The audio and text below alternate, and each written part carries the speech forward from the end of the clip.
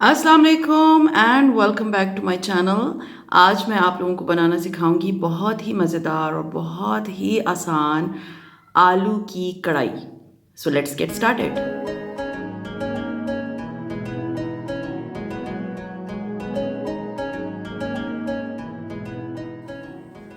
आलू की कढ़ाई के लिए मैंने सबसे पहले आलू लिए हैं, तकरीबन 1 किलो के बराबर आलू हैं। इसके बाद ये 3 मैंने टमाटर लिए हैं। आप देख सकते हैं मैंने इसे किस तरह काटा है। ऊपर से इसका जहाँ जगह होती है, जहाँ स्टेम लगी होती है, वो काट के इसको 2-2 टुकड़ों में कर लिया। दही लिया है मैंने, बहुत छोटी प्याली ली है, तकरीबन 6 टेबल स्पून के बराबर इसमें दही है। हरी मिर्चें हैं गार्निशिंग के लिए, और मसालों में मैं आपको बता दूँ, नमक है आपके टेस्ट के अकॉर्डिंगली, लाल कुटी मिर्चें हैं 1 टेबल स्पून, धनिया पाउडर है 1 टेबल स्पून, ज़ीरा है 1 टीस्पून, हल्दी है 1/2 टीस्पून और 1/4 टीस्पून है काली मिर्च। एक पैन में लूँगी और उसमें मैंने ऑयल शामिल किया है, करूँगी तकरीबन आप कह सकते हैं 1/4 टीस्पून, सॉरी 1/4 कप। अब ये ऑयल जब गरम होने लगा है, मीन्स थोड़ा सा अच्छा गरम हो जाए, तब इसके अंदर मैं ये आलू शामिल कर दूंगी और तकरीबन 1 मिनट के लिए मैंने इन आलूओं को इस ऑयल में थोड़ा सा फ्राई करना है। 1 मिनट बस, इससे ज़्यादा नहीं।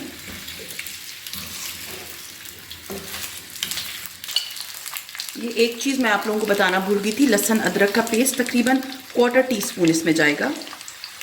1 मिनट हो गया है हमें इसे पकाते हुए। अब मैं इसमें शामिल कर दूंगी टमाटर। एक हल्का सा हम इसको स्टर देंगे। अभी तक मैंने इसमें कोई मसाला शामिल नहीं किया, ये बात याद रखिएगा।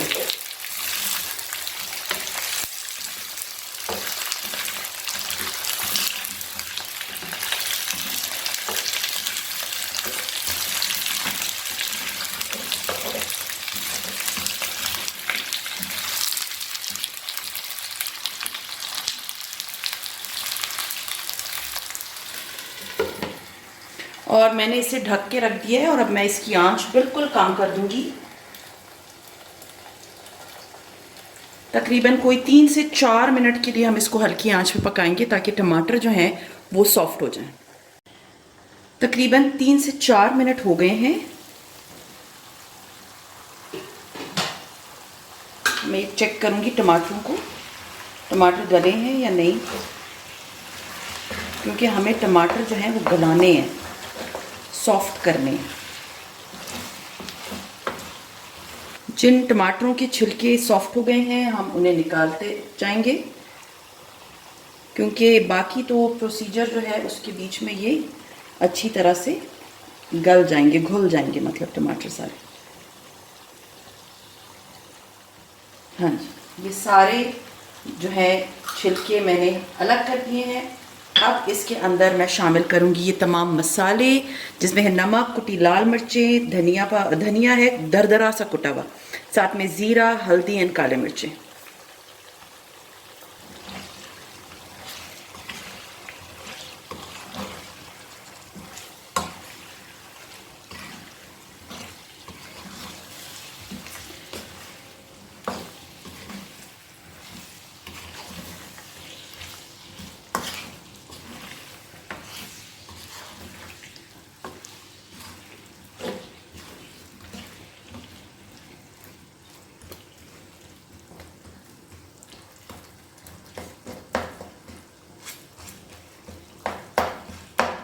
ये साथ साथ जो है ये हम टमाटरों को भी इस तरह से थोड़ा सा पीसते जाएंगे कि ये टमाटर जो हैं घुल जाएं।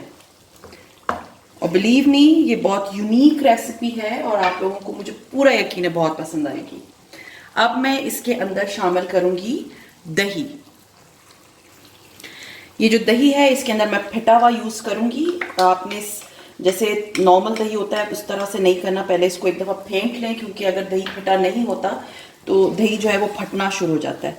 अब मैंने इसमें ये दही शामिल कर दिया है और एक दफ़ा मैं इसको अच्छी तरह से स्टर दे दूंगी। और आलू जो है वो अभी तक कच्चे हैं, तो मैं इसको दोबारा से ढक के रख दूंगी। तब तक दही भी अपना पानी जो है वो सुखा लेगा, टमाटर भी और अच्छी तरह से घुल जाएंगे और मसालों का कच्चापन जो है ना वो भी एक दूर हो जाएगा। तकरीबन मैं इसे रखूँगी कोई 4 से 5 minute, not more than that.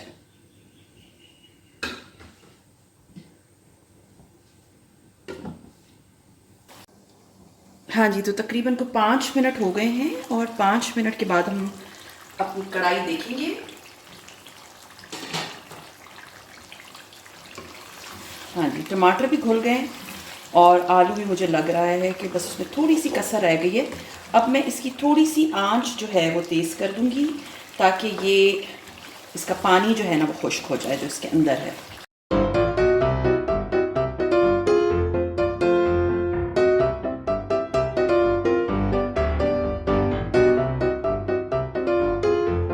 मैंने जो है आलू को थोड़ी देर दम पे रखा था क्योंकि मुझे लग रहा था कि ये आलू जो हैं वो थोड़े से कच्चे हैं। तो अगर आपको फील हो कि आलू अभी तक प्रॉपरली नहीं गले हैं तो आप उसको थोड़ा सा पानी, तकरीबन 2 टेबलस्पून पानी डाल के दम पे 5 से 10 मिनट के लिए रखेंगे तो आलू परफेक्टली गल जाएंगे। अब इस पॉइंट पे हमारे आलू रेडी हो गए, मीन्स हमारी आलू की कढ़ाई रेडी हो गई है।